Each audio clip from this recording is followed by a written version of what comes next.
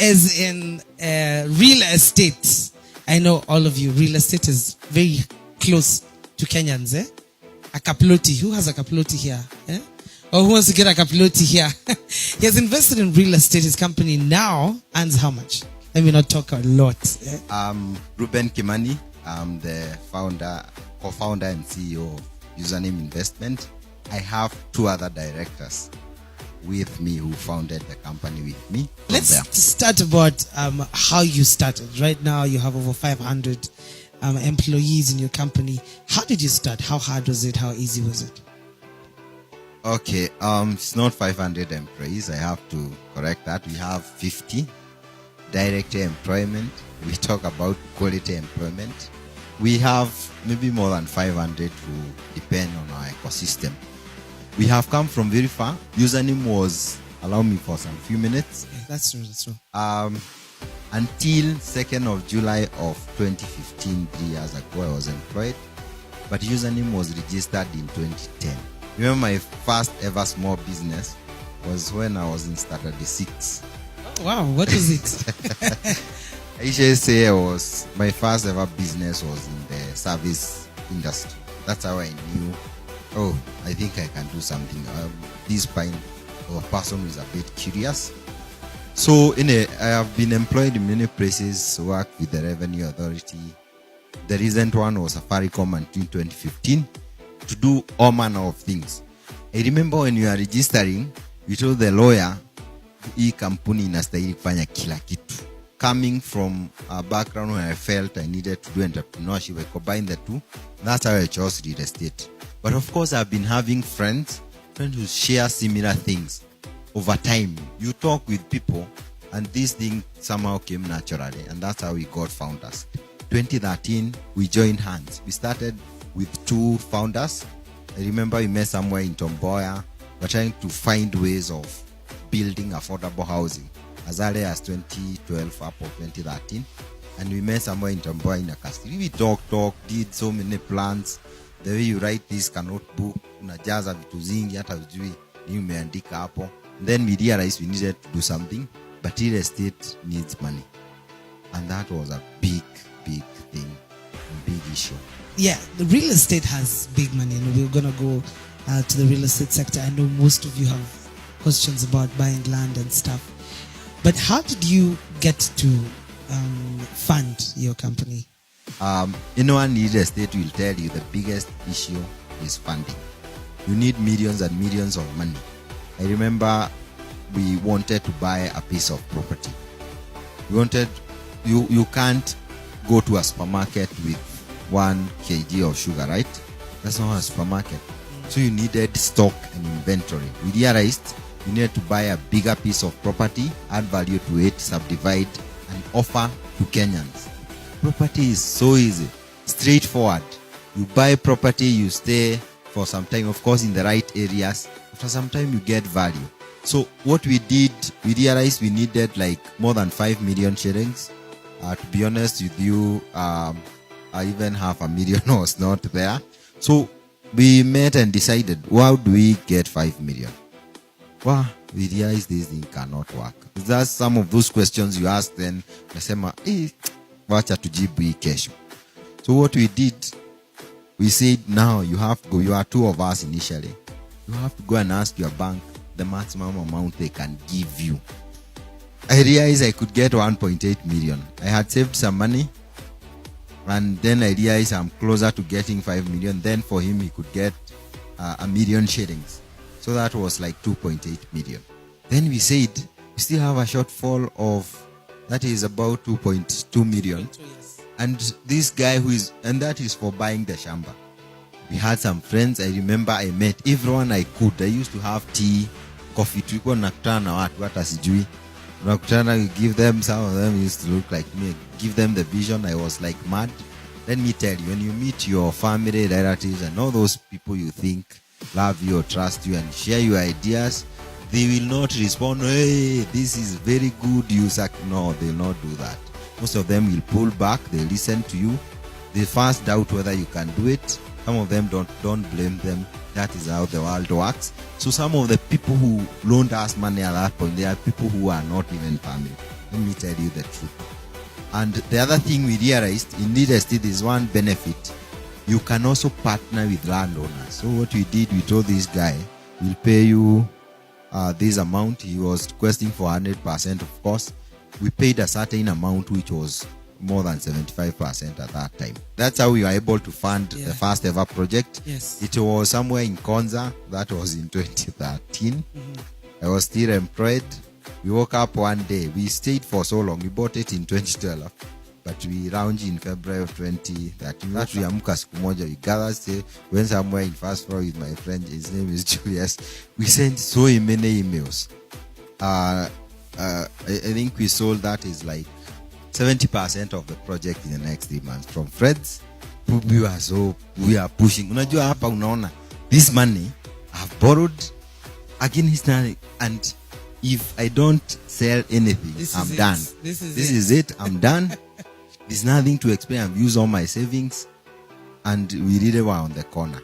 And when we were able to do 70%, we realized, this thing can be done. Now, tell us more about what you're doing now, currently. How many projects have you done so far since you started? And what has been the most challenging thing in entrepreneurship? We were doing those small projects until 2016. Then I remember, when I left work, one of my objectives was to generate 100 million in revenue. Because you have never done it. I was saying we can't leave a very nice job, well paid, just come and do shadow work. I wanted to create an organization that can easily compete with any best organization in Kenya. I've worked in Safaricom, I had learned quite a number of things. And I really did not want to feel I was going to an environment where it is less. You get? You feel ni jua kali, though bado ni jua kali and it's hustling. But we said we have to be very professional. So most of you came to know about username in 2016. We decided to change strategy. The thing about thinking big is thinking big and trying to walk big. You think and do something to ensure you get there. So in 2016 we said, guys, we have been doing very small projects. Now is the time to compete with the biggest guys in the industry, and we get there. But in 2016 we were able to make that decision. We did everything possible. Even going back to the same friends, circles, whatever, kupata hiyo pesa to pull to be able to do a project and generate $1 million. I think that was very key for me. But every industry, I would say, has a unique method of funding. Like if you come to real estate, one of the biggest ways is to partner with the landowners. Again, and you are there, they don't understand what you are, but you have to keep pushing. One of the things is partnership with the person who has Nambia, for this one, we'll be able to pay you this way. Those are some of the ideas in real estate. Sometimes they don't work. You still need a big portion. No one will tell you, take my land, build here for zero amount. They'll tell you, guy, I need 20%. Do you know how much 20% is? Property is worth 100 million. So 20% is 20 million and you have zero. So you have to find 20 million. In real estate, we have something called fraud. Fraud is everywhere. Let me tell you. Even people who look very good, old, we don't look at age, we don't look at gender, anyone can con you. That's what I have learned. And in 2016, very fast, I remember we were conned 5 million.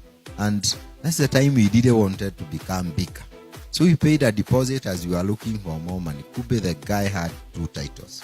We only knew when I was called one evening, nikitoka office, nikapigwa simu from the land's office, registrar. Maybe I want you to come very fast to the land's office. Come on, what is happening?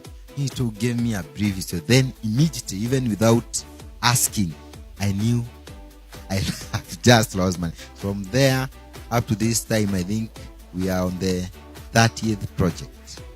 From 3 short years, when we decided, guys, we have to change strategy. Change the way we do things. It's called scaling up, becoming bigger. It's like by force, you do everything possible. In IT, I'm an engineer by profession.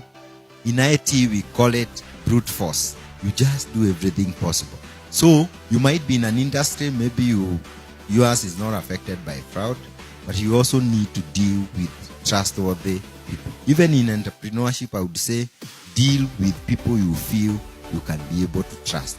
And being one, I'm somebody who want to be someone, because let me tell you, maybe the average age here is 30 to 40, roughly.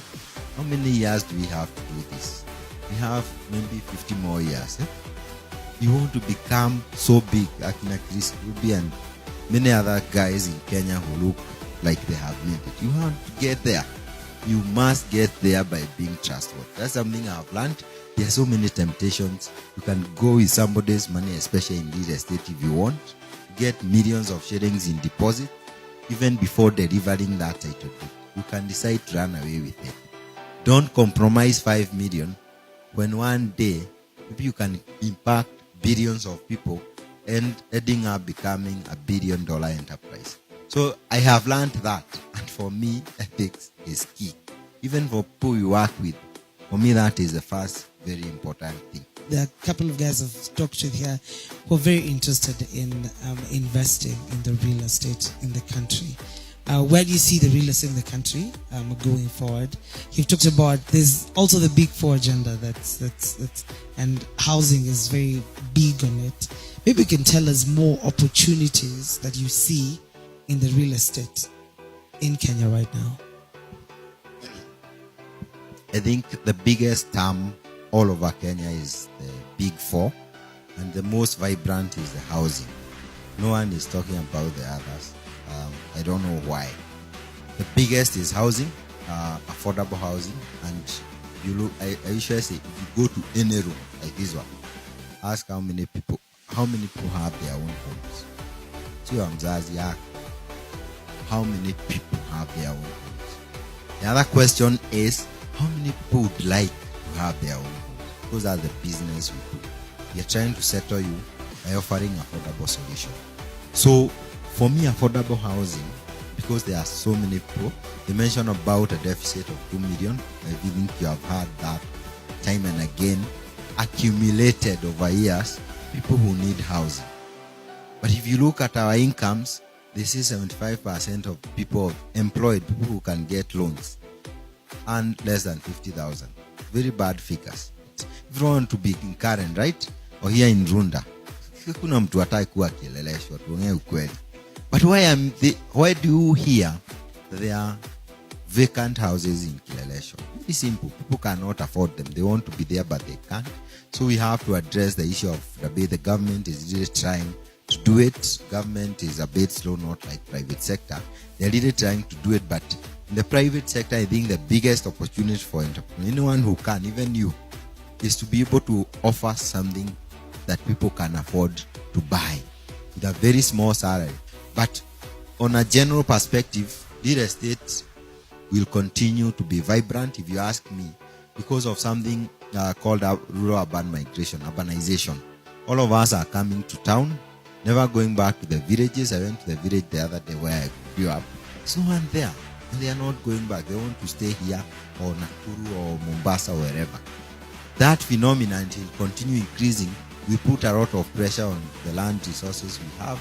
And that's why real estate will continue growing. It's based on a sustained need. You need to build your house. Maybe you're already thinking about it. There are millions of people who are doing the same.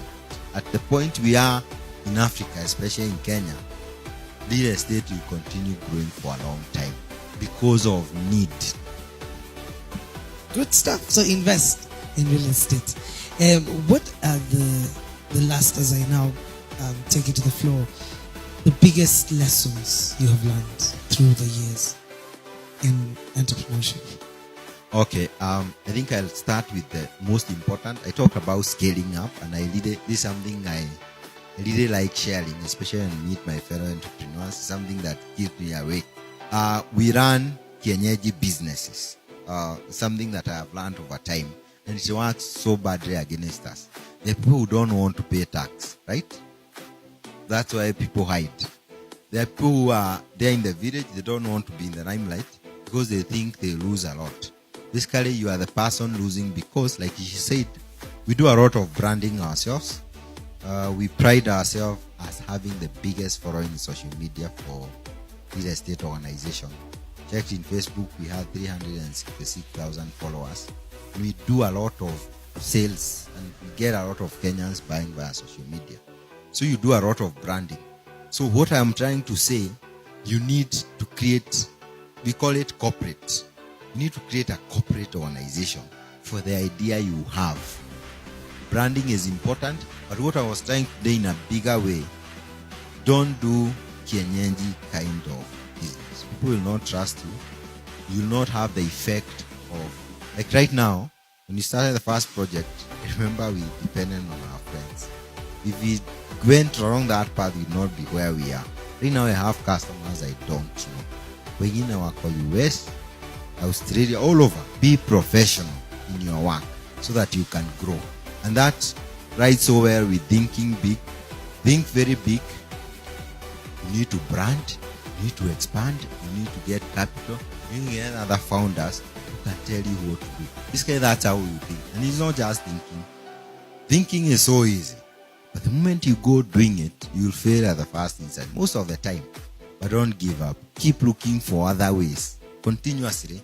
Until one day, useme enyewe nimejaribu vitu zote. And that day might not come very fast. Nimejaribu vitu zote na haikufanya kazi. Number 2, the other ones I'll mention very fast. Let me tell you, starting a business, whether you are employed or not, it is not something that comes automatically. You have to decide and think, humanity. It's a big market of 1 billion people in Africa. That's what excites me.